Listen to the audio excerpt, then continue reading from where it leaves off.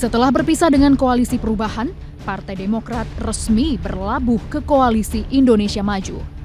Partai yang diketuai Agus Harimurti Yudhoyono menyatakan mendukung Prabowo Subianto sebagai Baca Pres. Deklarasi Kamis malam 21 September 2023 sekaligus menggugurkan rencana pertemuan SBY Megawati untuk bersatu. Beberapa hari sebelum deklarasi, SBY bahkan menegaskan siap turun gunung demi Prabowo. Inilah liputan 6 Talks, Demokrat ke Prabowo, Mega SBY batal bersatu. Halo, Anda menyaksikan liputan 6 Talks bersama saya Skolastika Silvia. Demokrat ke Prabowo, Mega SBY batal bersatu, itu dia judul Talks kita pada sore ini. Nah, sudah ada yang tertawa, tentu saya tidak sendiri untuk menjawab pertanyaan ini. Sudah ada narasumber kita yang luar biasa di studio liputan 6 SCTV pada petang hari ini. Mas Yunarto Wijaya, Direktur Eksekutif Carta Politika Indonesia. Halo Mas Toto. Selanjutnya Bang Putra Namaban, politisi PDI Perjuangan, apa kabar, sehat? Baik. Thank you, sudah datang. Bang Andi Malarangeng, Sekretaris Majelis Tinggi Partai Demokrat. Sehat, Bang Andi? Alhamdulillah. Terima kasih banyak waktunya sudah ke liputan SCTV, dan Mbak Rustika Herlambang, Direktur Komunikasi Indonesia Indikator. Ya. Terima kasih sudah hadir kembali di studio liputan SCTV.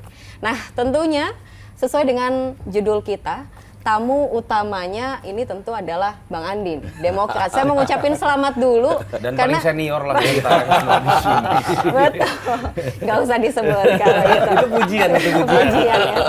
Bang Andi, saya mau ngucapin selamat dulu nih. Kan Demokrat sempat galau kemarin ya, habis ditinggal. Sempat jomblo. Betul, sempat jomblo, sempat bimbang di batas-batas kebimbangan itu. Tapi akhirnya kemarin sudah resmi nih ya, sudah resmi ke Koalisi Indonesia Maju. Ya, memang karena sejak awal begitu kita memutuskan untuk keluar dari koalisi yang sebelumnya, maka kita bilang, ketum bilang kita move on. Kita segera berkomunikasi dengan ada beberapa pilihan waktu itu. Memang tentu saja ada yang mengatakan bagaimana kalau bikin poros baru, tapi rasanya kemungkinan itu kecil sekali dan agak sulit untuk diwujudkan. Jadi pilihan kita pada waktu itu memang ada tinggal dua, yaitu koalisi Pak Prabowo atau koalisi Mas Ganjar. Jadi dua itu, dan kami melakukan komunikasi secara intensif di kedua belah pihak, baik itu di koalisi Pak Prabowo maupun di koalisi Mas Ganjar, terutama dengan teman-teman PDIP kalau koalisi Mas Ganjar kan. Jadi sudah dilakukan, tapi memang belum jodoh. Tapi sebelum kesimpulan ke belum jodoh tuh Bang Andi, kenapa akhirnya jadi pilihnya ke Pak Prabowo? Kalau kenapa ke milih Pak Prabowo, setelah kami evaluasi dari semua komunikasi kami dan sebagainya, maka kami putuskan memilih untuk bergabung dan mendukung Pak Prabowo sebagai calon presiden. Karena pertama kami ingin menang. Jadi faktor itu. Setelah kita lihat survei-survei segala macam, memang Pak Prabowo lebih unggul dan rasanya kali ini akan memenangkan calon presiden, pemilihan presiden 2024. Yang kedua, memang ada faktor emosional. Dalam arti kami selama ini sudah 2019 pernah mendukung Pak Prabowo, bergabung dengan Pak Prabowo. Sekarang pun bergabung pun rasanya juga nggak ada masalah. Dan kemudian penerimaan setelah kami berkomunikasi, penerimaan teman-teman Pak Prabowo di Gerindra maupun Koalisi Indonesia Maju sangat baik sekali, sangat positif. Bahkan waktu kami ke Hambalang itu disambut dengan Mars Partai Demokrat di Hambalang. Jadi membuat kami terharu, nyaman di situ. Yang ketiga, memang ada juga faktor ideologis, dalam arti begini. Teman-teman Pak Hasto bilang PDIP berada sebagai partai kiri, progresif. Sementara itu Pak Anies dan barangkali berada di kanan. Berarti Pak Prabowo berada di tengah.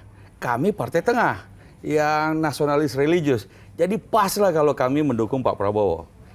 Di lain pihak ada juga hal mengenai soal isu perubahan. Kami sampaikan kepada Pak Prabowo tentang kami ini selama ini partai oposisi. Posisi kami partai oposisi. Dan ada beberapa hal-hal, walaupun ini dalam konteks perubahan dan kesinambungan. Ada hal-hal yang perlu kita lanjutkan, ada hal-hal yang mungkin perlu kita melakukan perubahan. Kami titipkan hal-hal, beberapa isu-isu tentang perubahan yang ingin kami sampaikan kepada beliau, dan beliau menerima dengan sangat terbuka. Bagi kami itu penting. Sehingga poin-poin ini, ada beberapa poin yang lain lagi, membuat kami memilih kita putuskan, Majelis Tinggi Partai Demokrat memutuskan mendukung Pak Prabowo. Bang Andi, saya garis bawahi, Demokrat ingin menang. Apa Ya. artinya Demokrat ini lebih optimis menang bersama Prabowo daripada Pak Ganjar? Iya, setelah kami evaluasi kan kita perlu evaluasi, mengumpulkan survei-survei, termasuk surveinya beliau juga, termasuk surveinya semualah kita lihat dampaknya kali ini Pak Prabowo akan menjadi pemenang dan kami tentu saja ingin berada bersama dengan pemenang dan itulah sebabnya kami berkomunikasi dan memutuskan untuk bergabung dengan Koalisi Indonesia Maju dan mendukung Pak Prabowo sebagai calon presiden. Dan itu setelah melakukan berbagai macam evaluasi. Artinya tanpa mengecilkan calon kandidat-kandidat yang lain, tetapi begitulah hasil evaluasi dan kemudian ada beberapa faktor lain dan kami putuskan itulah arahnya Partai Demokrat dalam Pilpres 2024. Bang Andi, mungkin spill dikit apa sih faktor lainnya? Ada kemarin ya, ada kesepakatan khususkah Demokrat gabung dengan Koalisi Indonesia Maju? Nggak ada. Kami tidak meminta kami berkomunikasi selama ini pun juga berkomunikasi sebelumnya dengan koalisi yang sebelumnya juga tanpa pakai persyaratan-persyaratan. At all? Tetapi dalam Sama sekali? ya sama sekali tidak. Kita berkomunikasi ada interaksi dan kemudian dari situ kemudian kita merasa nyaman di situ tanpa harus ada pakai syarat-syarat apapun. Tentu saja kita mengharapkan bahwa dalam koalisi itu Partai Demokrat diberikan peran, diberikan difungsikan dengan baik dalam kampanye tentu saja nanti kalau menang masuk dalam pemerintahan kita juga diberi peran yang baik pula. Itu kira-kira begitu. Untuk memberi kontribusi bagi kemajuan bangsa yang diciptakan oleh Pak Prabowo. Apa tuh, Menhan mungkin? Menpora? Oh, enggak, belum sampai ke situ kita berpikir belum ya, masih kita belum sampai kampanyenya ke ya, Mandi situ. ya. Oke. Ini sampai sekarang kan TPN-nya belum dibentuk misalnya, tapi kita tentu berharap bagian dari tim pemenangan nasional. Kalau di Mas Ganjar tampaknya sudah terbentuk di situ TPN dan sebagainya kan sudah lebih duluan dalam pembentukannya. Mbak Putra, Ya. kalau PDI gimana? Demokrat sudah gabung Koalisi Indonesia Maju. Kan waktu itu sempat juga kan Ya. Mbak Puan dan Mas Ahaye itu Ya. dan bahkan 1 jam ya setelah Ya. memutuskan untuk deklarasi ke Prabowo sudah WA-an juga. Jadi sebenarnya sedemikian dekat, intens gitu ya. Gimana? Kalau saya melihat apa yang terjadi antara Mbak Puan dan Mas Ahaye itu kan progres ya. Ya. Progres, memulai komunikasi dan bahkan bertemu 2 kali dan juga bisa ketemu jalan bareng, terus bahkan WA-WAan dan lain sebagainya, itu progres. Artinya PDI Perjuangan duduk bersama dengan Demokrat, kita rembuk bareng, kita ngobrol bareng, kita olahraga bareng dan lain sebagainya, itu adalah satu kemajuan. Itu ada satu kemajuan komunikasi politik yang dilakukan oleh PDI Perjuangan dan Partai Demokrat. Itu belum tentu juga ujung-ujungnya ada hubungannya dengan apakah kita bareng dalam Pilpres atau enggak. Gitu loh. Tapi komunikasi itu harus dibangun, ya. Buat PDI Perjuangan membangun komunikasi dengan siapapun itu adalah keniscayaan. Nah, itu yang kita lakukan dan itu adalah harapan publik. Harapan publik agar PDI Perjuangan itu berkomunikasi dengan semua partai politik yang ada, semua ketua umum yang ada dan para elit partai yang ada. Nah, itu kita lakukan, ya. Tapi kemudian ada pilihan-pilihan dari partai yang kita ajak komunikasi, itu juga tentu kita hormati dong. Betul. Ya. Kita hormati, ada keputusan dari pihak yang tertinggi, level yang tertinggi untuk memilih koalisinya kemana, itu juga kita hormati. Dan kita juga nggak tiba-tiba surprise atau tiba-tiba kecewa dan lain sebagainya. Itu adalah satu bentuk penghormatan kita terhadap pilihan politik dari partai lain, seperti partai lain perlu menghormati pilihan politik kami gitu ya. Nah, kalau tadi Bang Andi yang sudah lama saya kenal ini mengatakan chance gitu kan ya, perasaannya. Jadi Bang Andi ini udah mulai pakai rasa gitu kan ya. Feelingnya. Ya, udah bukan dikalkulasi lagi.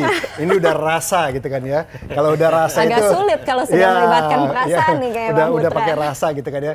Kita pun juga melihat kalkulasi-kalkulasi bahwa memang pemilu ini kan masih bukan hari ini, bukan besok gitu ya. Artinya masih banyak yang terjadi, yang akan terjadi dan terus akan terjadi. Kita lihat battlefield-nya banyak di beberapa provinsi dan kita lihat Pak Ganjar sekarang sudah sangat available ya. Pak Ganjar bisa ditemui dan bisa hadir di mana-mana dan perubahannya akan banyak terjadi. Dan ini juga kita menunggu terkait dengan keputusan untuk menjadi siapa yang akan menjadi wakil presidennya. Jadi kalkulasi dan perhitungan untuk kemenangan itu ini masih cukup panjang, ya. Bagaimana kita menggrab pemilih pemula, kita menggrab generasi muda dan lain sebagainya. Ini kita masih punya waktu untuk melakukannya. Tapi intinya adalah kita mengapresiasi pengalaman berkomunikasi politik dengan Partai Demokrat dan akan kita terus lanjutkan. Ya, artinya Partai Demokrat ada di koalisi sini, kami ada kerjasama dengan ini, kita tetap lanjutkan komunikasi itu. Itulah yang dilihat oleh masyarakat, itu yang ditonton oleh rakyat, dan ternyata ketua umum Bang Andi dengan ketua DPP kami saling WA-WAan, ya saling komunikasi dan lain sebagainya. Bahkan capres kami juga punya hubungan yang baik, gitu ya, dengan Partai Demokrat, dan itu harus terus dijaga. Ya, biar ini juga ngerembes ke bawah gitu loh, di saat nanti terjadi kontestasi politik. Nah, poin ini kita setuju. Yes. Jadi bahwa memang kami berkomunikasi dengan ketika belum menentukan pilihan, berkomunikasi dengan teman PDIP dan teman-teman PDIP menyambut juga dengan baik. Mas Ibas berkomunikasi dengan ketua fraksi PDIP, Mas Utut, juga sekjen kami berkomunikasi dengan sekjen PDIP. Semuanya artinya komunikasi berjalan lancar, tetapi memang kami punya perhitungan-perhitungan sendiri. Dan kemudian tentu saja kita apresiasi Mbak Puan dan Mas Ahaye bertemu dan jadi viral juga karena pertemuan yang langka begitu kan. Tapi ini sesuatu yang kedepannya bagi kami, komunikasi itu saya rasa ke depan, walaupun hari ini kita belum berjodoh, tapi mungkin pemilu depan siapa tahu kita bisa berjodoh bergandeng tangan, dan bukan tidak mungkin. Nah, karena itu ketika Majelis Tinggi Partai Demokrat telah memutuskan untuk mendukung Pak Prabowo, Mas Ahaye sebagai ketum, kemudian mengirim WA kepada Mbak Puan, belum sejam keputusan itu dilakukan, mengirim pesan bahwa kita sudah berkomunikasi, tapi tampaknya belum jodoh, Majelis Tinggi Partai sudah memutuskan mendukung Pak Prabowo, tapi juga berharap kepada Mbak Puan bahwa komunikasi ke depan antara PDIP dan Demokrat bisa berjalan terus, karena ada banyak masalah-masalah bangsa di mana kita sependapat, misalnya soal 3 periode Demokrat dan PDIP sama-sama tidak setuju 3 periode presiden atau menunda pemilu. Kita sama-sama ada banyak hal-hal yang kita bisa sama-sama. WA dari Mas Ketum itu pun dibalas oleh Mbak Puan sampai 1 jam kemudian juga dibalas juga. Beliau mengerti, menghargai keputusan kami, kami pun mengerti keputusan dan juga dari teman-teman dari PDIP. Jadi saya rasa ini contoh yang baik bahwa keputusan kami kepada Pak Prabowo dan kami akan berjuang di situ memenangkan Pak Prabowo, itu juga keputusan partai, teman-teman di PDIP mengerti. Terima kasih. Dan kemudian siapa tahu pemilu depan 2024, 2029 kita bisa sama-sama, siapa tahu. Kita nantikan. Tapi meskipun singkat, karena Bang Andi tadi juga saya nambahin sedikit saja, meskipun sebagai mantan wartawan, sebenarnya lebih asik melihat Partai Demokrat, PKS, dan Nasdem berantitesa Jokowi. Jadi pertarungannya seru sebenarnya. Jadi sampai sekarang kita bingung, ini tidak ada antitesanya soalnya. Semuanya mengamini kerja pemerintah yang sekarang. Jadi sebagai mantan wartawan, seru itu melihatnya.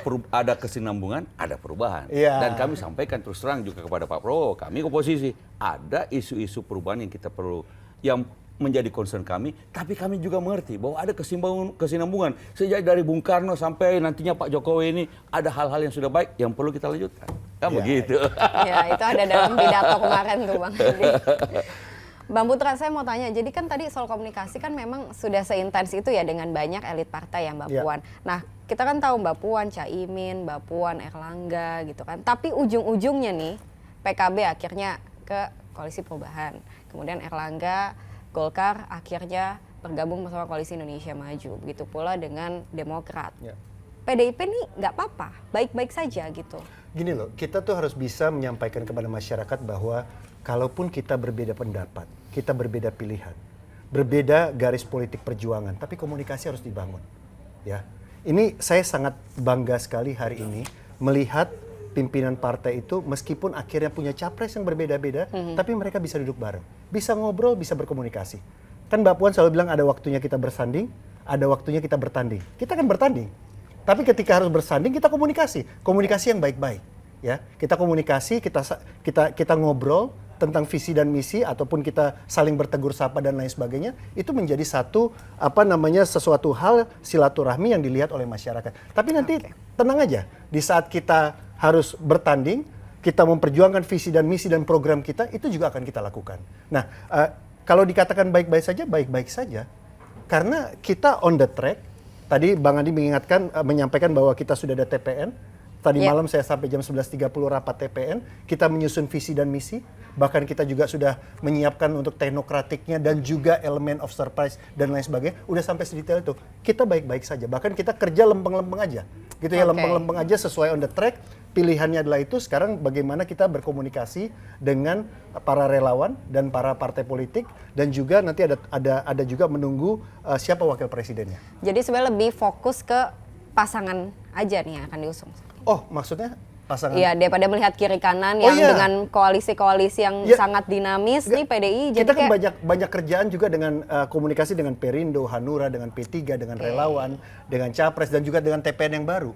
Ini kan ada Mas Arsyad, ada Pak Andika, ada Pak Gatot, ya kan, ada Pak TGB dan lain sebagainya. Ini banyak banget kerjaan gitu loh yang harus kita lakukan. Dan kita fokus terus terang kita fokus turun ke bawah. Kalau PD Perjuangan hari-hari ini fokus pada Rakernas. Rakernas kita topiknya bukan Pilpres, bukan pemilu legislatif, topiknya soal pangan untuk kesejahteraan rakyat.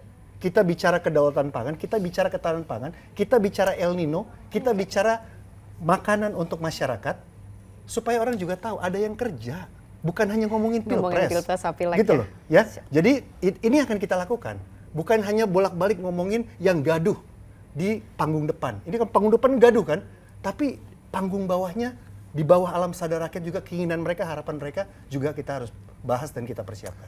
Oke, Bang Putra. Saya mau ke Mas Toto. Ya. Mas Toto, gimana melihatnya? Berarti kan Koalisi Indonesia Maju saat ini jadi yang paling besar ya kendaraan politiknya untuk Pak Prabowo Subianto. Gimana? Ya, sebetulnya tidak mengagetkan. Ini kan memang berbicara mengenai karakter berpolitik Ibu Mega dengan karakter atau gaya berpolitik dari Pak Prabowo. Ibu Mega dan PD Perjuangan dalam beberapa kesempatan terlihat memang ada dalam posisi cenderung tidak agresif membangun sebuah koalisi. Jadi mungkin faktor kualitatif yang sifatnya selektif gitu ya, yang membuat kemudian koalisi-koalisi yang dibangun PD Perjuangan dalam beberapa situasi yang momen yang strategis itu malah kecil. Kemenangan Jokowi 2012 di DKI itu kecil sekali. Kemenangan 2019. Pak Jokowi 2014 itu juga tidak mayoritas, sampai kemudian alat kelengkapan DPR tidak dikuasai oleh partai pemenang dan presiden misalnya. 2019 karena Pak Jokowi incumbent biasanya itu menjadi gula lah, semuanya ngumpul gitu ya. Sementara Pak Prabowo bisa dilihat pada saat maju pertama kali 2014 itu memang berhasil mengumpulkan kekuatan, kalau saya tidak salah sekitar 67%, 63% saat itu kekuatan koalisi merah putih saat itu ya, kita sebutan dari nama koalisi. Jadi memang agresivitas itu lebih ada di Pak Prabowo. Dia percaya dengan logika koalisi besar untuk kemudian menjadi salah satu prasyarat memenangkan pertarungan.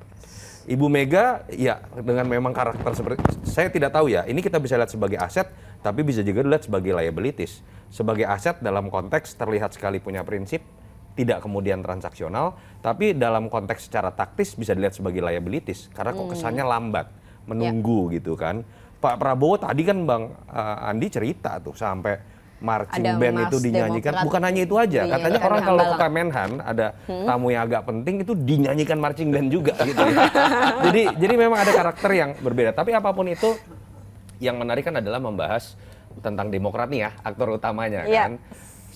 Pertanyaan kritisnya kan adalah kalau Bang Andi tadi menganalogikan ini belum jodoh. Tadi juga disebutin galau ya, sempat diputusin gitu kan kira-kira. Move on cepatnya itu bagus. Tapi ada juga orang yang mengatakan move on dan dapat pacar baru ketika suasana hati belum pulih, itu nggak bagus juga. Jangan-jangan pelampiasan. Pengambilan keputusannya jadi jangan-jangan pelarian. Nah, saya nggak tahu gitu, nanti Bang Andi yang ngejelasin ya. Karena kan memang saat itu terlihat sekali rasa sakit hati ketika kemudian bicara mengenai ingkar janji lah pacar yang sebelum gitu ya. Nah, apakah pengambilan keputusan yang cepat itu apakah terlalu cepat atau tidak? Nah, itu yang mungkin menurut saya jadi menarik gitu untuk kita lihat ke depan. Dan buat PD Perjuangan menurut saya juga tetap jadi catatan kritis ya, karena biar bagaimanapun ada beberapa pertemuan yang terlihat sudah mengarah kepada kerjasama, tapi kemudian menjadi tidak tidak ada ujungnya, menjadi tidak sampai di situ. Memiliki outputnya. ada pertanyaan di situ. Apa ada yang salah di situ? Misal orang mengatakan kalau langsung bernegosiasi dengan Koalisi Indonesia Maju itu langsung ketemu ketum Gerindranya yang kebetulan juga adalah capresnya. Jadi ngambil keputusan langsung bisa selesai itu. Dengan Mas Ganjar harus menunggu dulu Ibu Mega. Pertanyaan saya, jangan-jangan koalisi dari Mas Ganjar harus mulai menyertakan Mas Ganjar dalam konteks perbincangan mengenai koalisi. Karena biar bagaimanapun end user dari koalisi ini ketika bicara mengenai portfolio dan lain-lain itu adalah capresnya. Betul. Benar nggak seperti itu Bang Putra? Itu kan kata Mas Toto. Iya, makanya saya kan mumpung ada Bang Putra, saya mau tanya. Tunggu dulu. Di dalam konstitusi undang-undang yang bisa mengajukan capres dan cawapres itu adalah partai politik. Ya. Yang menyiapkan visi dan misi untuk ke KPU adalah partai politik. Sehingga ketika ada ketua umum ingin bertemu dengan ketua umum terkait dengan visi dan misi, tentunya ketua umum dan ketua umum ketemu. Apalagi capresnya belum resmi diajukan ke KPU. Itu satu. Yang kedua, Ibu Megawati selalu mengingatkan pada kami, tidak ada yang namanya koalisi di Republik Indonesia. Ini presidensial. Ini bukan pembentukan parlemen. Ini presidensial, jadi jangan negosiasi antar ketua umum tawar-menawar jabatan, portofolio, atau minta apapun. Jangan memenjarakan presidennya. Calon presiden itu betul-betul dijaga oleh PDI Perjuangan. Termasuk dia Pak Jokowi 2 kali. Ya, bagaimana supaya betul-betul presiden ini ketika menang, dia gagah, dia bisa menentukan zakon kabinetnya dan lain sebagainya. Idealnya seperti itu. Nah, jadi kalau memang ketua umum, ya ketemunya dengan ketua umum. Gitu kan ya.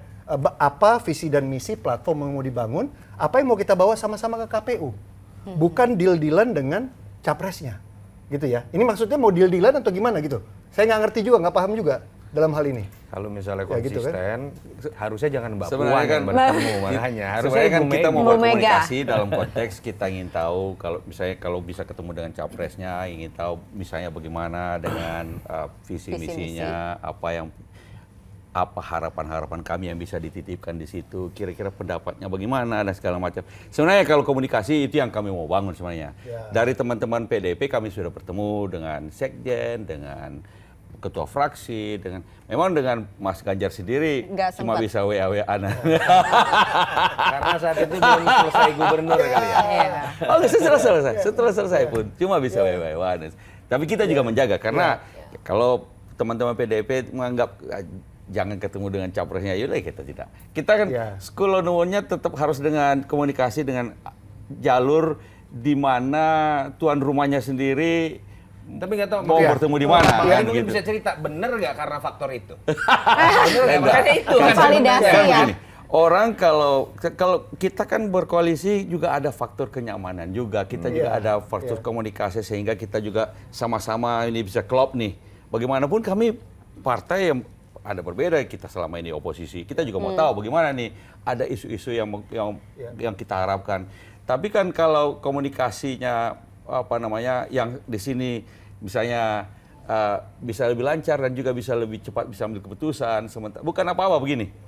Di pembentukan TPN kan salah satu di mana kita bisa berkontribusi mengambil peran di dalam proses pemenangan.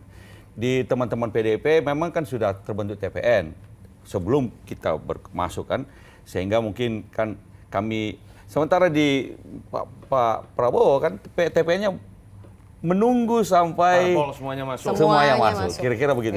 Dan begitu kami masuk kelihatannya nampaknya dalam waktu dekat mungkin Langsung akan dibentuk jalan. TPN. Sehingga di situ kita juga ada andil, ada kontribusi bersama-sama untuk misalnya untuk dalam rangka pemenangan. Ini tentu saja ada beberapa hal pertimbangan-pertimbangan. Artinya pertimbangan tidak satu. Ada banyak macam pertimbangan yang kemudian setelah kita simpulkan, didiskusikan di majelis tinggi partai, keputusannya bulat bahwa kita ke Pak Prabowo. Itu aja sebenarnya. Dan seperti yang saya sampaikan tadi, ini kan kalau yang Bang Andi sampaikan tadi kan adalah apa yang diinginkan oleh Partai Demokrat, dan tentunya kita hormati juga. Dan tentunya kita juga punya tradisi dan punya juga fatsun lah di dalam kita berkomunikasi, di dalam kita bekerja sama dan lain sebagainya. Nah, tentunya ya tadi Yang tahu kan hanya Mas Toto kan yang cerita begitu kan. Kita juga nggak ngerti juga apakah karena itu atau karena enggak. Ya saya pikir kita udah mau move on gitu kan ya. Ternyata dibalikin lagi sama Mas Toto ke urusan itu gitu kan. Ya nggak apa-apa juga gitu kan ya. Oke, kita tinggalkan sejenak kalau seperti itu. Kita ke Mbak Tika. Ya. Mbak Tika. Tadi yang seramai apa? disampaikan Yes. itu adalah terkait sama panggung depan gitu ya. Jadi bagaimana panggung depan politik ini tuh dilihat sama netizen. Dan pertanyaan netizen itu salah satunya adalah bahwa apakah gitu kan Demokrat itu tidak jadi bergabung ke tempat yang merah itu karena takut ditolak gitu kan. Karena apa? Karena Demokrat melihat bahwa dia gagal dalam tanda petik gitu untuk mendapatkan sambutan dari Megawati. Karena waktu itu kan wacananya kan udah muncul kan gitu, dan sampai Pak SBY menyatakan sampai mimpi gitu kan, sangat berharap sekali gitu. Dan sebenarnya soal rekonsiliasi itu juga disampaikan oleh netizen gitu. Jadi netizen itu terbelah gitu antara dia ingin ada rekonsiliasi karena pertemuan AHY dengan Puan kemarin itu adalah sesuatu yang positif gitu. Di luar apa namanya ekspektasi mereka, dan mereka sangat berharap ketika apalagi disampaikan bahwa Megawati sama SBY akan bertemu gitu kan, ditambah sampai masuk ke mimpi gitu kan. Nah, itu adalah sebagian kecil daripada sentimen negatif gitu yang ditujukan kepada pertemuan ini gitu. Tetapi di sisi lain ternyata netizen di media sosial itu malah justru menyambut optimis dan positif terhadap akhirnya Demokrat itu menuju ke Prabowo. Karena apa? Sudah sesuai rohnya gitu loh. Toh selama ini juga Demokrat itu selalu mendukung ke Prabowo dari 2014, 2019 gitu. Karakter pendukungnya atau karakter votersnya itu lebih cocok kepada Prabowo dibandingkan dengan Megawati. Nah, itu adalah beberapa hal yang dimunculkan oleh netizen gitu. Jadi kalau ditanya memang lebih banyak optimisnya karena apa? Mereka lebih senang, wah akhirnya gitu kan, lebih cocok. Jadi secara konflik persoalan emosional itu udah nggak ada. Karena sebelumnya ketika ada pertemuan itu tuh rekonsiliasinya menyenangkan, tapi di sisi lain kok kesana sih kayaknya nggak cocok karakternya gitu. Karena memang emosi masa lalu itu masih tetap muncul Masih gitu. Memang kalau kita selama waktu kami sedang berkomunikasi dengan artinya setelah jadi jomblo lalu kemudian kita memilih, memang kalau kita lihat dari netizen banyak sekali yang menginginkan ada rekonsiliasi nasional dengan PDIP atau dengan terutama Ibu Megawati dengan Pak SBY. Walaupun sebenarnya ya bisa dimengerti, tetapi karena memang sudah lama kita tidak berkomunikasi secara intensif, baru kemudian Mbak Puan sama Mas AHY. Walaupun pada tingkat daerah itu kemudian kita kan juga banyak sekali bekerja sama. Mas Ganjar jadi gubernur kan kami juga mendukung, mengusung. Jadi intinya, tetapi kan semuanya itu harus lebih, itu adalah keinginan seperti juga mimpinya Pak SBY itu. Tapi ketika dilihat pada sisi realitas, kan tidak mudah juga. Saya mengerti, kita mengerti ada mekanisme-mekanisme di PDIP, dan siapa yang mengambil keputusan di PDIP juga kita tahu. Sepihak kami tidak ingin melangkai atau menerabas semua apa yang menjadi rules atau aturan atau tradisi di PDIP untuk pengambilan keputusan. Karena itu kami sifatnya menunggu, tapi kan kami juga tidak mungkin bisa menunggu terlalu lama karena di dalam pihak kami juga berkomunikasi. Di sana TPN sudah jalan, di sini TPN sedang menunggu apakah kita bergabung apa tidak. Dan pada titik tertentu ya tentu harus ambil keputusan. Kenapa? Ini bukan sesuatu yang terburu-buru. Memang waktunya bulan depan sudah pendaftaran calon presiden. Pendaftaran calon presiden, bahkan ada isu mau dimajukan tanggal 10 waktu itu. Ternyata katanya tanggal 19. Jadi ini waktunya memang sekarang harus mengambil keputusan sehingga kami juga bisa memberikan kontribusi langsung dalam pemenangan siapapun yang kami dukung. Dan itulah. Nah, karena itu kalau dengan ya mungkin istilahnya tadi saya katakan memang belum jodoh barangkali, tapi Mbak Tika, kita juga harus bisa berani mengatakan bahwa di awal tadi saya sampaikan Mbak Puan sama Mas AHY sama beberapa dari kami ketemu itu kan udah sesuatu gitu loh. Ya kan itu kan udah sesuatu gitu. Positif, progresnya positif. Artinya Mbak Puan ke sana kan pasti ada penugasan dan restu dari Ibu Mega. Betul. Pak AHY ke sana kan pasti dari Pak SBY. Jadi ini kan satu contoh dan framing, kalau di TV itu framing gambar Yang itu kan luar biasa dan banyak yang pakai baju biru, pakai baju merah, bersandingan, ketawa-ketawa. Dan suasana sangat casual bahwa sekali kemudian gitu ya. kita saling menghormati, Ya. putusan masing-masing, kita tidak mencaci, tidak memaki. Masih senyum-senyum juga, bilang good luck Bang Andi, good luck Putra. Udah, ayo, gitu loh. Nggak usah terlalu Feeling ya. ngegas gitu loh. Ngegas harus ketemu ini, Beda ya harus ketemu itu. dengan perpisahannya Anies sama AHY, Iya, beda lah. itu. Kita nggak mau masuk ke situ. Kita mau nggak masuk ke situ. Kita mau Iya. soal Iya. Tapi boleh nggak, Salah Bang dulu Andi? ya. Ada dua pertanyaan saya sih. Ya. Penasaran aja. Ketika kemarin kan ada kabar dikumpulkan juga pasti suara-suara dari pengurus daerah. Ya. Sebenarnya pengurus daerah tuh lebih pengennya dengan koalisi merah atau koalisinya Mas Ganjar atau Pak Prabowo. Itu satu. Yang kedua, menarik tadi kalau Mbak Tika bilang terkait dengan secara karakter lebih mirip karena sentimen historisnya memang 2 kali mendukung Pak Prabowo sebetulnya. Tapi kalau kita lihat 2014 kita netral. netral. 2019. Tapi saat 2014 kan orang menyangkutkan dengan keberadaan besannya Pak SBY menjadi calon wakilnya Pak Tapi Prabowo. secara resmi, Kira-kira gitu loh. Secara Tapi resmi Demokrat tidak mendukung ya, siapapun. pada katakanlah waktu itu. 2019 mendukung Pak Prabowo karena dia oposisinya Pak Pak Jokowi. Yang menarik kan adalah sekarang Pak Prabowo ini gesturnya lebih-lebih dari Mas Ganjar ketika ingin mengklaim Jokowi. Sampai koalisinya aja namanya Indonesia Maju. Pertanyaan saya ketika ingin menampung perubahan dan mungkin sudah dibicarakan, akan ada nggak tuh perubahan nama koalisi? Jadi begini, yang pertama tadi urusan Lebih apa kemana? tadi? Memang kita tanyakan kepada teman-teman ketika kami keluar dari koalisi yang sebelumnya itu, tadi kita tanyakan teman-teman di majelis tinggi partai, kemudian juga ketua-ketua DPD. Iya. Itu Nah, ini enak ada nih. yang mau ke sana, ada yang mau ke sini. Prosentasenya. Lebih banyak yang mana gitu. Nggak usah kita sebut kalau persentase. Tapi ditanya satu-satu. Tanya satu-satu. Ada yang mau ke sana, ada yang mau ke sini. Karena itu kita memutuskan untuk mencoba komunikasi kedua-duanya. Ada satu lagi sebenarnya opsi lain, membentuk poros sendiri. Ya. Ada juga yang sudah menghubungi kami. Katanya membawa partai ini, partai ini, partai ini, 3 bertiga cukup. Tapi kita lihat ini kemungkinan sangat-sangat kecil itu bisa terjadi. Sehingga kita realistis memang pilihan kebanyakan dari teman-teman 2 ini. Dan itulah kita lakukan komunikasi. Sampai kira-kira 17 hari kita melakukan komunikasi. 17 hari. Dan pada 17 hari kita berpikir sudah waktunya mengambil keputusan. Maka majelis tinggi partai bersidang dan ketika kita diskusikan setelah 17 hari dan melaporkan semua hasil komunikasi dari dua belah pihak ini, bulat keputusan, tidak ada lagi perbedaan kiri dan kanan, keputusan bulat mendukung Pak Prabowo. Nah, urusan pertanyaan kedua, tadi urusan tadi. Koalisi Indonesia Koalisi. Maju ini bakal Kalau koalisi Indonesia Maju memang sudah keputusan. Kita kan datang belakangan, masa Oke. kita karena Nggak datang ucuk-ucuk belakangan mau mengubah gitu. mengubah. Udah Tapi koalisi Indonesia nggak Maju. akan ditambahin tapi perubahan urusan gitu. perubahan ini kami tanyakan langsung kepada Pak Prabowo. Oke, ini penting menurut saya. Kami tanyakan langsung. Ya. Ini posisi kami adalah partai oposisi.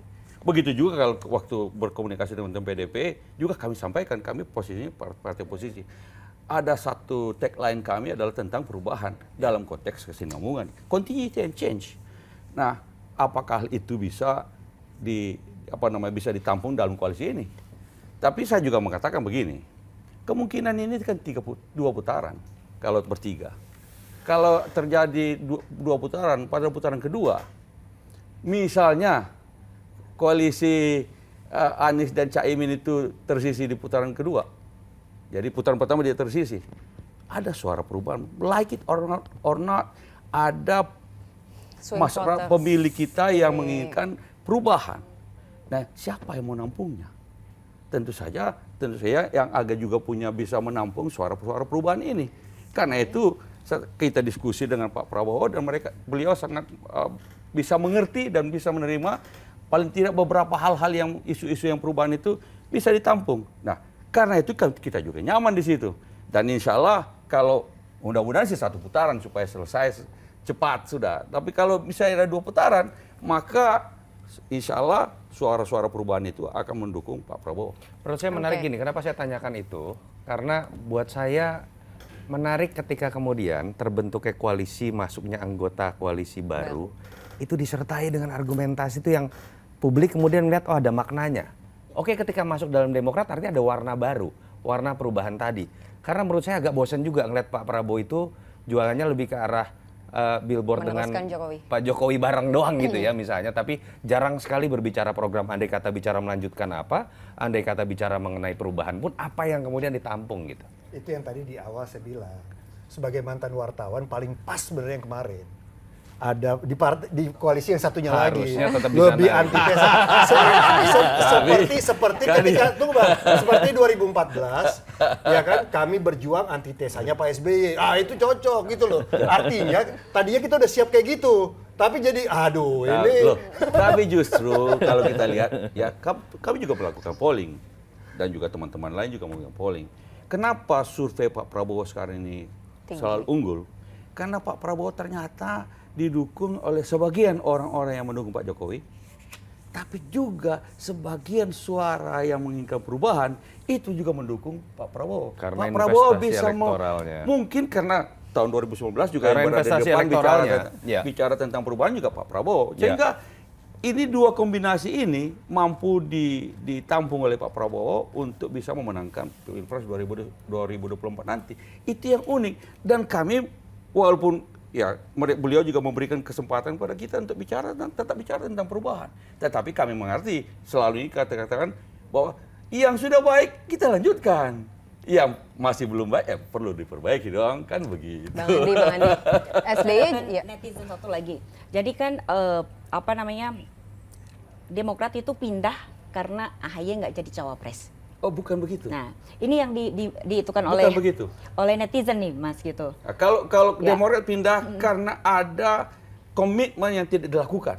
Nggak jadi Tapi kan cawapres komitmen itu. cawapres itu Bang. Karena kita sudah dilamar sudah dipakai tulis tangan, sudah dilamar, sudah Jadi cawapres, berpasangan, kan? jadi cawapres. Nah, tapi kemudian tidak bilang-bilang, tiba-tiba Pak Surya Punya Paloh pacar ketemu baru. dengan Caimin, lalu kemudian Pengantinnya membuat lain. keputusan sendiri tanpa melibatkan kami dan PKS, lalu dibuat keputusan Mbak itu. Dika jangan bahas itu. Sudahlah, tapi sudahlah kita move terlihat on lah. tensinya naik lagi Bang Andi kalau udah cerita Tapi itu sudah lagi. move on. Masalah lagi. Artinya bahwa memang ada apa namanya? Ada maksud Tuhan yang lebih baik. Dan Tuhan memberikan jalan lebih baik, yaitu mendukung Pak Prabowo. Iya, Itulah- yang itulah- penting sudah move on. Itulah makanya menjawab tadi kenapa PDI Perjuangan punya cara berkomunikasi politik seperti itu. Ibu Mega itu sudah melihatnya dari sejak 93. Bagaimana semuanya itu jangan terburu-buru. Penjajakan itu penting. Jangan belok di kanan, belok di kiri. Rakyat bingung.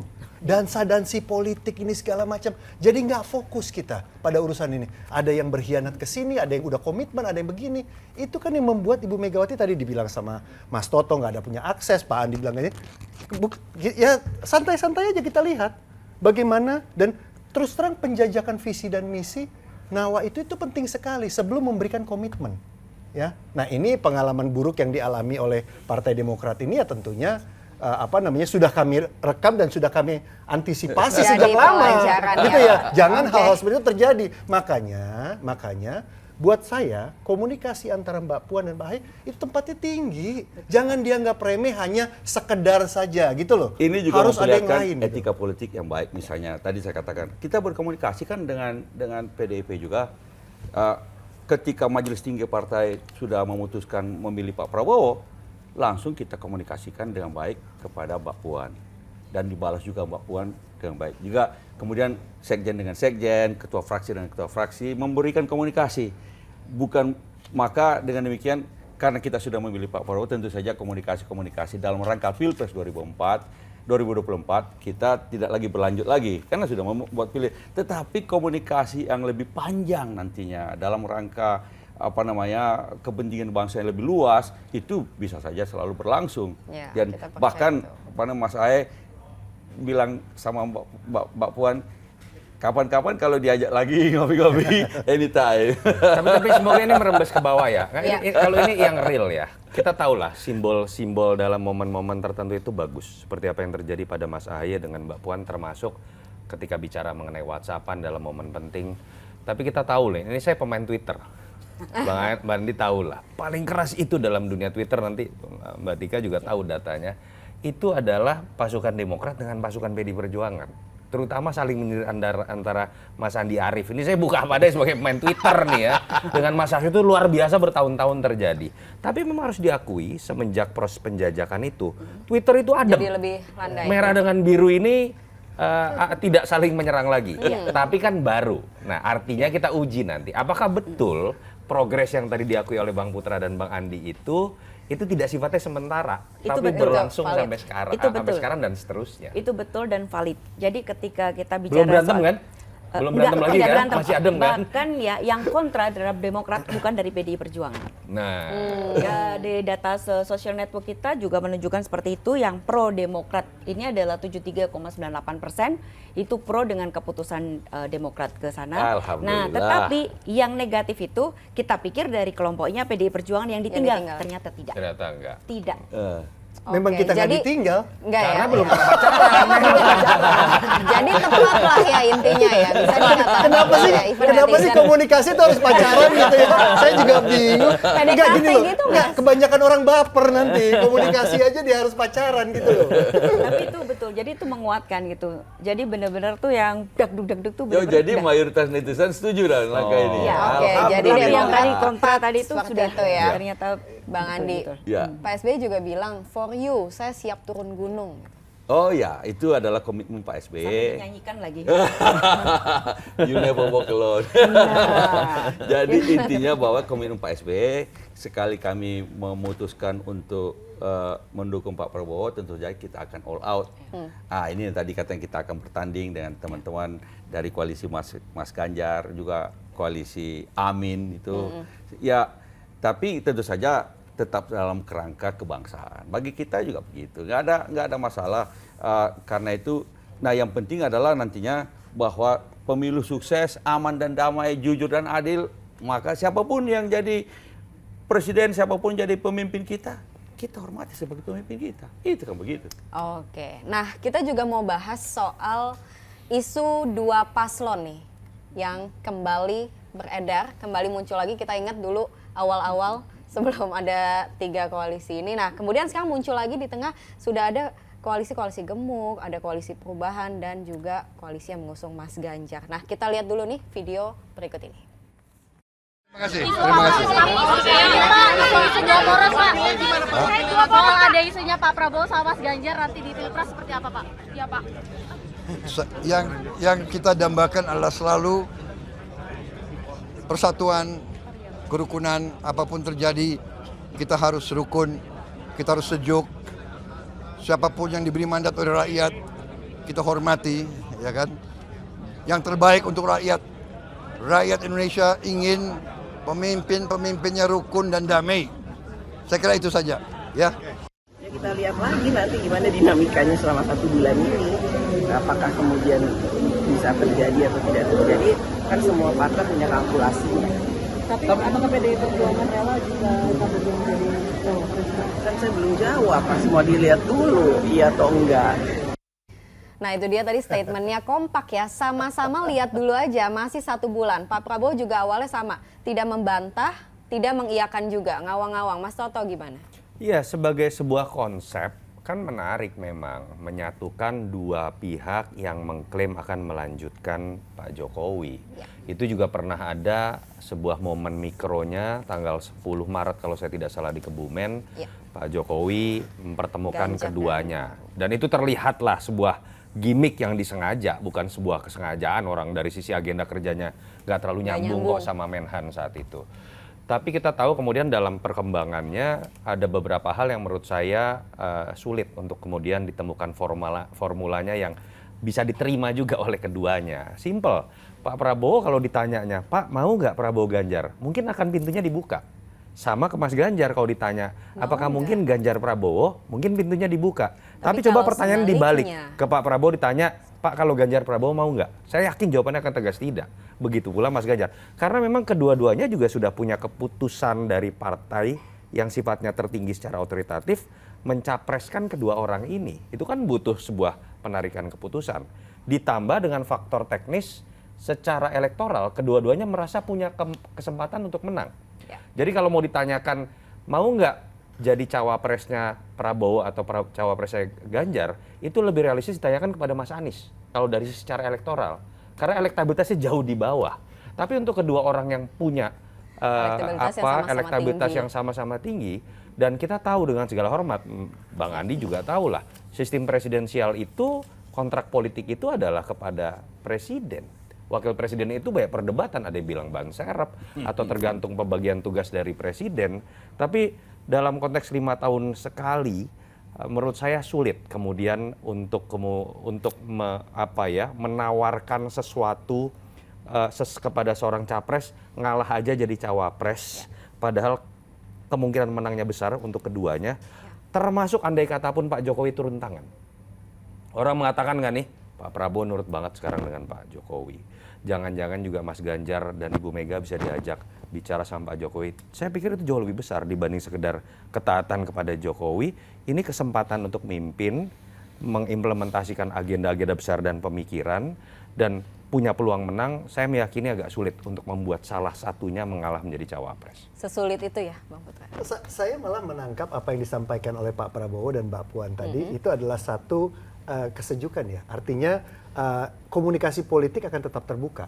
Ini bukan kuat-kuatan, bukan aku-akuan, bukan kamu-kamuan. Ini masih ada 1 bulan lagi. Mari kita lanjutkan terus berkomunikasi. Ya, bahwa seperti yang kita alami, ditonton masyarakat bahwa Pak Prabowo menyampaikan itu tadi kan bagus pernyataannya. Mbak Puan juga pernyataan juga bagus. Ya tidak ada yang bilang tidak ada yang bilang iya, tapi terus membangun komunikasi. Ya jembatan itu tidak pernah dibakar. Jembatan itu tidak pernah dipotong, gitu ya. Nah, ini buat edukasi politik ini sangat penting, gitu ya, buat edukasi politik. Nah, jangan lupa peran itu. Ya tadi makanya saya bilang, kenapa sih harus klimaks-klimaksan gitu loh? Ya harus kayak, tapi nggak menghargai komunikasi politik yang adem. Nah, kalau dari Mas Toto tentunya ngomongnya seperti itu, gitu kan ya. Memang, tapi kalau dari kami ya tetap biar bagaimanapun sebagai kontestasi politik dan sebagai sesama kontestan, komunikasi yang baik dan lancar itu harus tetap dibangun. Dan itu yang selalu dituntut kepada PDI Perjuangan. Bolak-balik diminta, PDI komunikasi dong, buka pintu dong, komunikasi. Kita komunikasi, terus langsung diambil jalan pintas, headline. Ada 2 poros ya, nggak apa-apa juga, seru-seru juga. Tapi itu tidak akan membatasi sama Pak Erlangga kita komunikasi lagi tetap, sama ini komunikasi terus, kita jalan terus kok. Ya jadi ini sekali lagi kita masih punya waktu untuk penetapan calon, komunikasi tetap dibuka. Tapi yang dibilang Mas Toto itu tadi benar, biar bagaimanapun kalau di PD Perjuangan ya penetapan Pak Ganjar Pranowo adalah keputusan yang sudah kami ambil. Ya. Nah, ini yang tidak mungkin berubah. Ganjar capres harga mati ya. Sedikit aja. Saya pengen tambahin gini loh. Kenapa sih isu ini muncul kalau diperbincangan ya, mungkin di netizen salah terutama para pendukung Pak Jokowi. Seakan-akan ada mitos atau mindset Pak Jokowi ini bisa mengatur semuanya. Termasuk ketika berbicara menyatukan kembali Ganjar dengan Pak Prabowo. Makanya saya bilang, konteksnya atau konsepnya kalau bicara kepentingan Pak Jokowi ingin meneruskan legacy, bagus. Menyatukan kedua sosok yang ingin mengklaim keberlanjutan Pak Jokowi. Tapi secara prinsipil menurut saya, jangan sampai pemilu ini kita maknai menjadi sesuatu yang bisa diatur oleh sebuah kekuatan besar atau Pak Jokowi atau siapapun namanya. Terlepas mau kepuasan publiknya 100% pun ya, pemilu tidak bisa dimaknai seperti itu. Pemilu harus berasal secara bottom up dari keinginan partai-partai yang secara konstitusi memang memiliki hak mencalonkan orang yang dianggap terbaik. Di situ ada koalisi Mas Ganjar, ada koalisi Pak Prabowo. Mereka yang punya peran, jangan Pak Jokowi. Kalau itu terjadi, kita akan memaknai pemilu itu dalam konteks otoritarianisme. Kalau itu kita setuju. Jadi sudah bagus lah. Kalau ada 3 kubu, ada 3 koalisi, udah bagus lah. Memang siapapun yang jadi calon wakil presiden Pak Prabowo terserah, kita serahkan kepada Pak Prabowo. Dan kalau bukan terserah Pak Jokowi ya.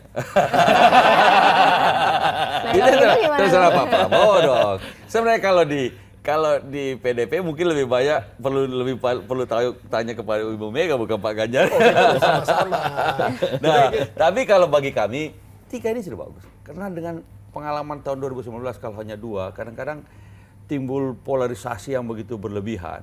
Nah, kalau 3 kan polarisasinya terbagi 3, tidak terjadi polarisasi karena ada 3 kubu. Dan kalaupun ada putaran kedua itu juga tidak ada masalah. Sebenarnya pernah ada 3, 2019 juga, 2009 juga ada 3 koalisi kan, tapi juga bisa 1 putaran juga. Gini Bang Andi, Ibu Mega itu pernah menjadi anggota DPR.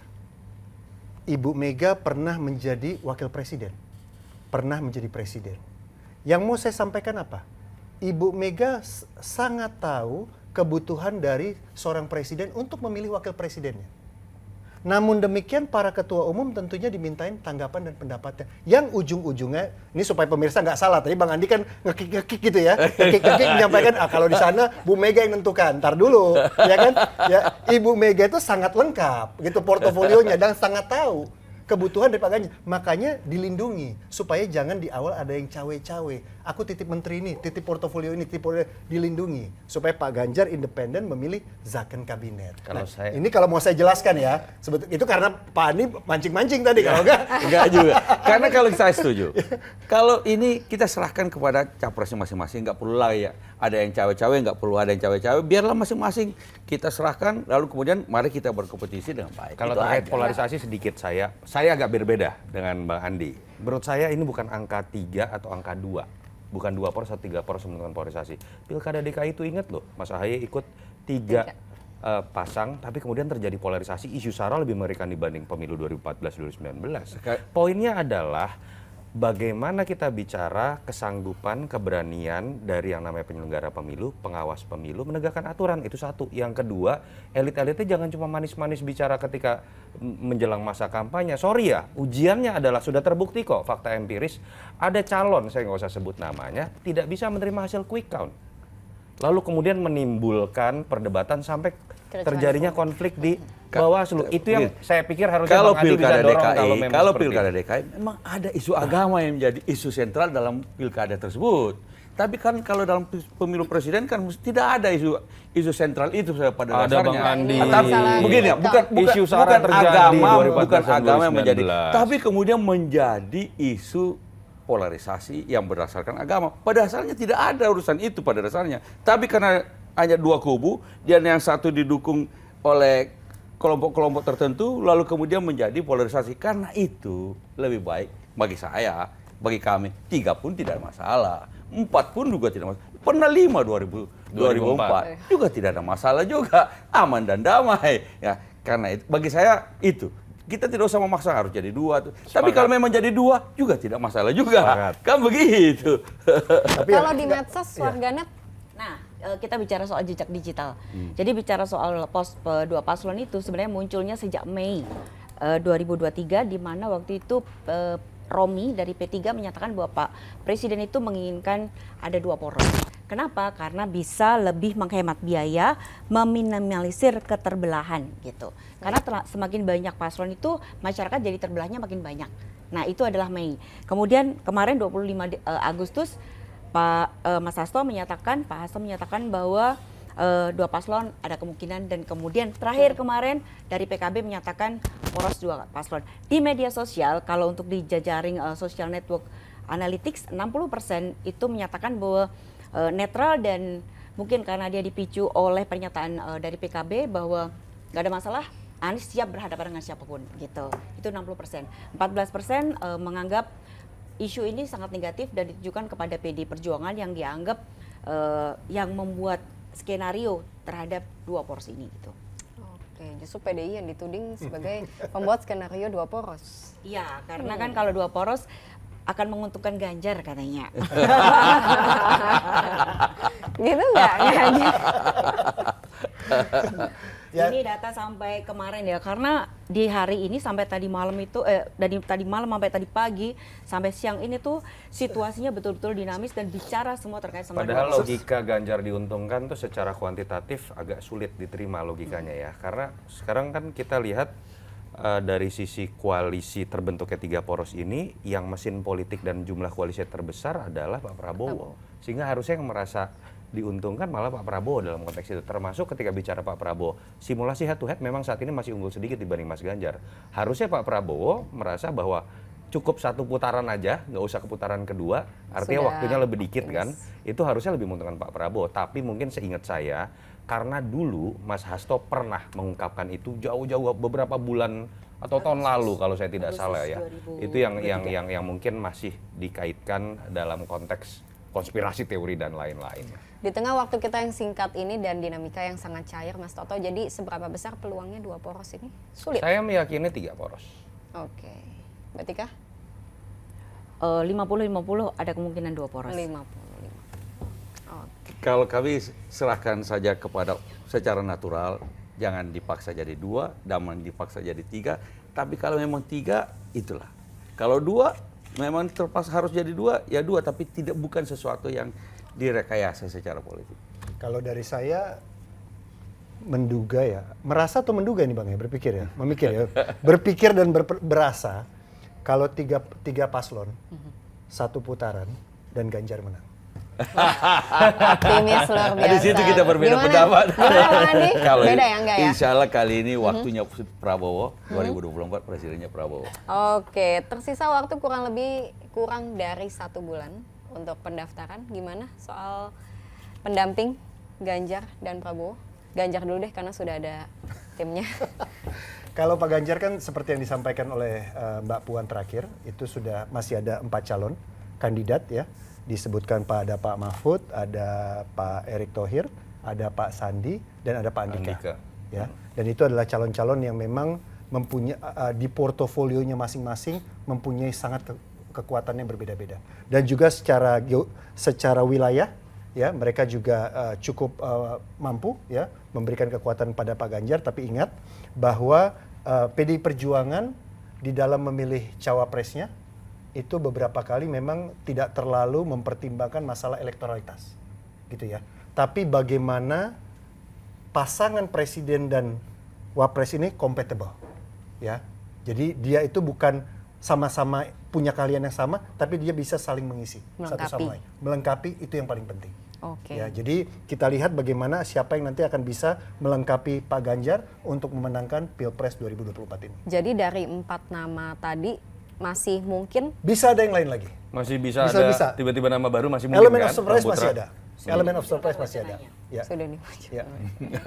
Saya yang penasaran denger Demokrat nih. Siapa wacana Kalau kami memang kami sudah komitmen, kami serah kalau kami bergabung dalam koalisi Indonesia Maju, wakil presiden kami serahkan kepada calon presidennya yaitu Pak Prabowo sendiri, mana yang enak, mana yang cocok, mana yang bisa membantu untuk memenangkan Pilpresnya. Jadi itu tentu saja apakah kami akan diajak berbicara, mungkin saja, mungkin ada nanti dalam bentuk TPN atau forum ketua umum dengan calon presidennya, mungkin saja dibicarakan, mungkin, tapi pada kami silahkan Pak Prabowo sendiri memutuskan. Termasuk kalau Mas Gibran? Pokoknya itu kami pertanyaan saya. silakan Pak Prabowo memutuskan, kita nggak perlu spekulasi. Kalau pendapat pribadi Demokrat, siapa yang cocok untuk Pak Prabowo? Kita nggak mau. Pendapat Bang Andi. Pendapat Bang Andi, oke. Tidak mewakili partai ya. Kan sudah melihat. Pendapat Bang Andi sebagai pengamat paling senior. Udah pasti sosok yang muda. Milenial. Makanya. Kalau saya ini ranah yang susah, gampang-gampang. Boleh susah. dilepas dulu Demokratnya deh. Lebih baik kita serahkan kepada capres. Karena yang paling usernya tuh beliau. Apa yang diharapkan kapasitas dan kualitas apa dari cawapres yang diharapkan oleh capresnya nantinya, baik untuk memenangkan pemilu maupun sesudah menang dan kemudian menjalankan pemerintahan. Kita serahkan sepenuhnya. Bang Andi beda ya? Bang Andi beda. Nggak seru seperti dulu. Beda ya, oke. Bang Andi beda ya? Bang Andi kalau di PD itu ada namanya disiplin berkomunikasi. Bang Andi baru menjalankan itu. Biar nanti udah kena sanksi disiplin. Demokrat, kan begitu. Oke, sebelum kita menutup talks kita pada sore ini, untuk menjawab Demokrat ke Prabowo, Mega SBY batal bersatu. Jadi sepertinya belum ya? Belum jodoh bukan tidak berjodoh loh bahasanya Bang Andi. Artinya proses komunikasi Untuk 2024 ini nampaknya belum berjodoh, 2029 siapa tahu. Kan begitu. Berarti Who kan? knows? Ya, belum berjodoh saat ini. Belum berjodoh. Tapi terus berkomunikasi. Terus berkomunikasi. Oke, luar biasa. Terima kasih banyak. Boleh tepuk tangan buat narsum kita yang luar biasa pada sore ini. Demokrat dan itu pasti. Itu dia ya. Tadi kita sudah membahas Demokrat ke Prabowo, Mega SBY batal bersatu. Nah itu dia, masih ada 1 bulan lagi jelang pendaftaran Capres Cawapres. Siapakah ini? Apakah koalisinya juga masih akan dikocok lagi? Ya kita nantikan, masih banyak yang akan terjadi. Dan tentunya masih seru untuk dinanti. Saya Skolastika Sylvia, terima kasih. Salam SCTV. Terima kasih.